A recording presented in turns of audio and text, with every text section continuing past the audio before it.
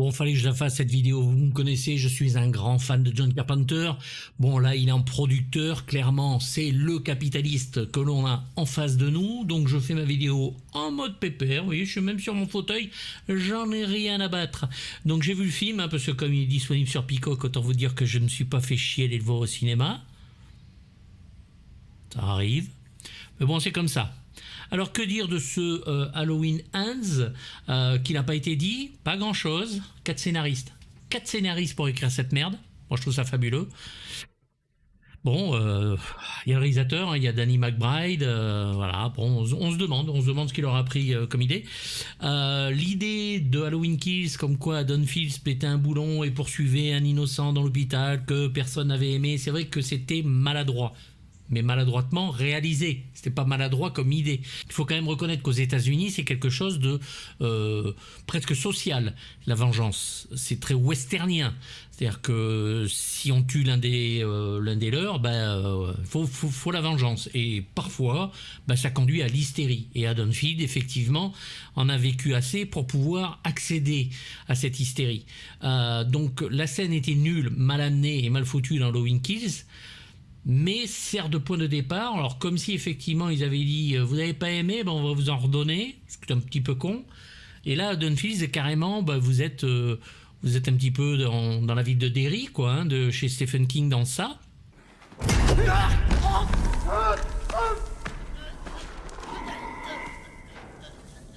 Michael est dans les égouts, il ne fait rien, hein. Il est dans les égouts, il attend, mais le mal, comme Pennywise, s'installe dans la ville, et avec plus ou moins de personnages qui pètent un boulon, qui sont limite, mais vraiment limite, même un shérif, hein, qui drague la petite fille de Laurie Strode de manière vraiment obsessionnelle, hein. Le mec est complètement, on voit qu'il est pas bien.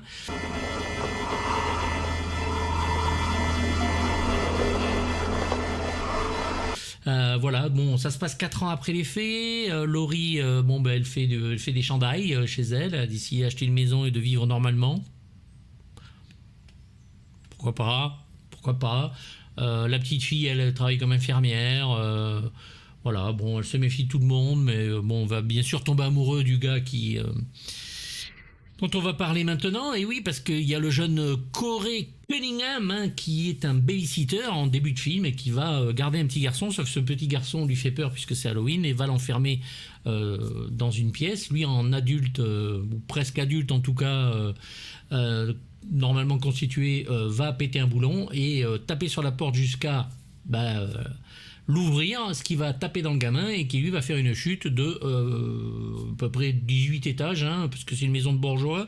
J'ai jamais vu ça. Bon, la scène est assez choquante, ça a assez bien branlé, le gamin il prend cher.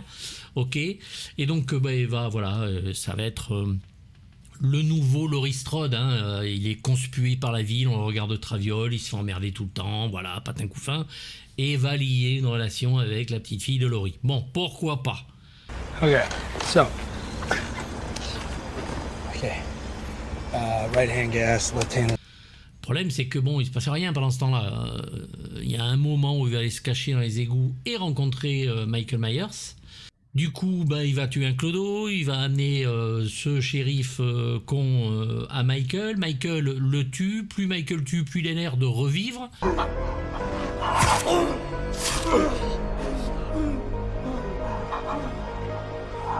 Alors c'est soit t'es une racine du mal et t'amènes le mal dans ta ville, mon coco, soit il faut que tu tues, mais dans ces cas-là tu sors et tu tues.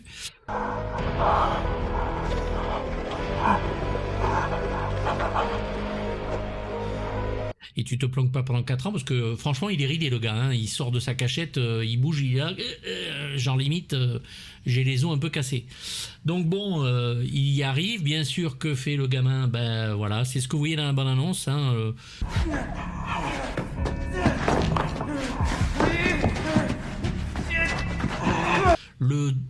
Parce que il se passe rien pendant 1 heure et quelques, hein.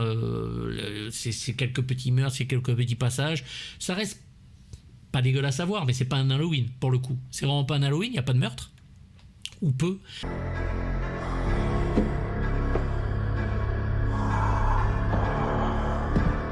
Et bien sûr, bon, qu'est-ce qu'il va faire le Chris? Comme il en a marre de sa mère, il en a marre de Laurie, parce que Laurie veut pas qu'il y ait une relation avec sa petite fille, eh ben il va aller voler le masque de Michael, parce que comme ça il va se sentir bien. Alors non seulement il vole le masque, mais en plus, comme ça, il trouve... Ah bah oui, le costume de Michael. Et donc ce que vous voyez dans la bande-annonce avec Laurie qui pointe son flingue sur Michael, machin et tout, eh ben en fait c'est Chris.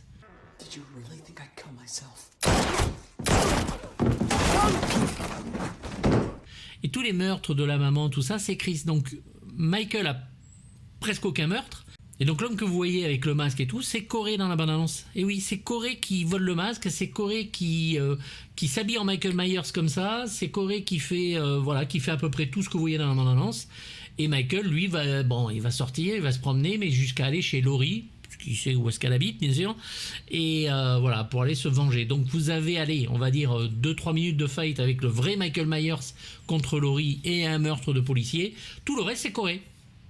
Voilà. Voilà. Vendredi 13, chapitre 5, vous vous rappelez?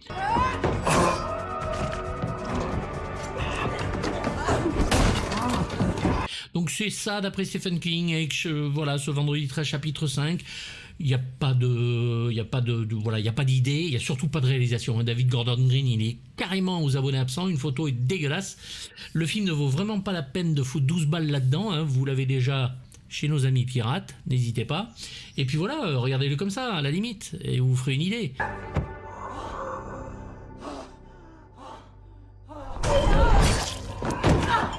Mais bon, voilà. Bon, alors Jamie Lee Curtis et Will Patton, le shérif, hein, dans le 2, nous une petite relation. Ça fait plaisir de te voir. Oui, ça fait plaisir d'être regardé. Oh. Je vous en prie.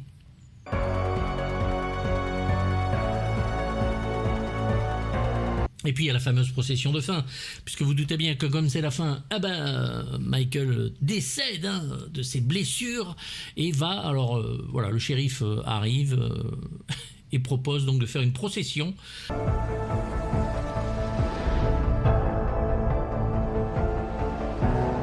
Avec Michael, et toute la ville est là en 1 minute, même pas 35 secondes. Voilà, toute la ville est là pour voir Michael mourir dans voilà, la façon, bon, je pourrais presque vous le dire, tellement qu'on s'en branle, mais bon, ils vont le déchiqueter, histoire que le corps soit bien, voilà. Sauf que Michael Myers, c'est le mal, c'est le croque-mitaine. Le corps, c'est rien, en fait, à la limite.